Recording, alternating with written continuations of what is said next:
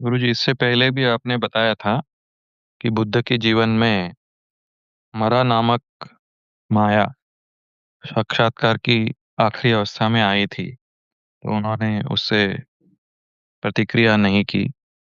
तो इसका गहरा मीनिंग थोड़ा और समझा सकते हो?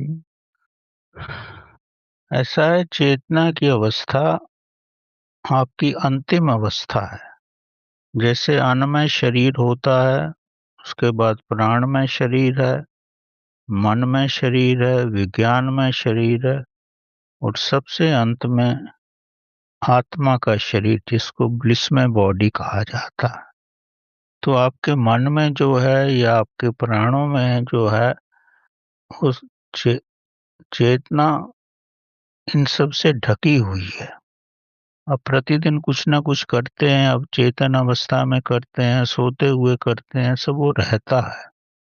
वही जब आप चेतना की गहरी अवस्था में भी जाते हो, तो इन्हीं सब चीजों का सूक्ष्म रूप जो है आपके सम्मुख कामुक विचारों के रूप में आ सकता है, या आपके सम्मुख जो आपने किसी के साथ ऊंच नीच किया है वो आ सकता है, या आपका लालच आ सकता है, या आपके मोह के प्रति जो भी चीजें हैं, वो सब चेतना के ऊपर ही उनका स्थान होता है। और जब आप ध्यान की गहरी अवस्था में आते हैं, जब आपका श्वास शून्य होने लगता है, तब इन जितने भी आपके ये शरीर हैं, अन्न में, प्राण में, मन में, इनको शक्ति नहीं मिलती, ये कमजोर हो जाते हैं।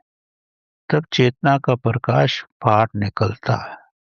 और चेतना के प्रकाश में इतनी शक्ति नहीं होती जब तक आप पूरी तरह से दृढ़ ना हो। तो परमात्मा ही चेतना को खींच के निकालता है, अन्यथा ये प्रकाश तो कहीं भी रुक सकता है रास्ते में। तो बुद्ध के साथ भी यही हुआ। जब वो अंतिम अवस्था में थे, तो उनको उनको कामुकता का आभास हुआ, अप्सरें आई, पर वो तो सबको उन्होंने भोग ही रखा था। सबको भोग के ही वो वैराग्य की अवस्था में आए थे।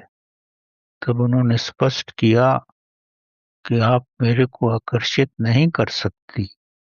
मैंने जागरूकता में सब कुछ भोगा है, मेरे पे इसका कोई प्रभाव नहीं होगा। तो अंत में सबने उसका त्याग कर दिया, और ये परम ज्ञान को प्राप्त हुए। पर साधारण व्यक्ति के लिए बड़ा कठिन होता है।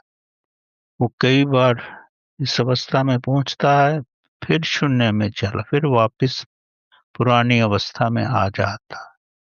जैसे बच्चा कई बार गिरता है फिर चलता है। अब ये तो बुद्ध तो काफी मैच्योर्ड हो गए थे, इसलिए उनको इतना कष्ट नहीं हुआ उस अवस्था में आकर। और साधारण साधक को कई बार भटकना पड़ता है, जैसे विवेकानंद हुए, और जितने भी हमारे नॉन साधक हैं, सबको कई बार भटकना पड़ा। ये सब कुछ प्रकाशित नहीं होता, पर हर व्यक्ति के साथ साधारणतः यही सब कुछ होता है। और अंत में जब प्रभु आपसे प्रसन्न हो जाता है, तो ये शक्ति एकदम तीर के समान निकल आती है और महाचेतना में मिलती है। एक बार भी ये महाचेतना में मिल गई, तो फिर सारे विकार आपके भस्म हो जाते हैं। मतलब जैसे ही आप समाधि की अवस्था में आओगे, सब कुछ भस्म हो जाएगा।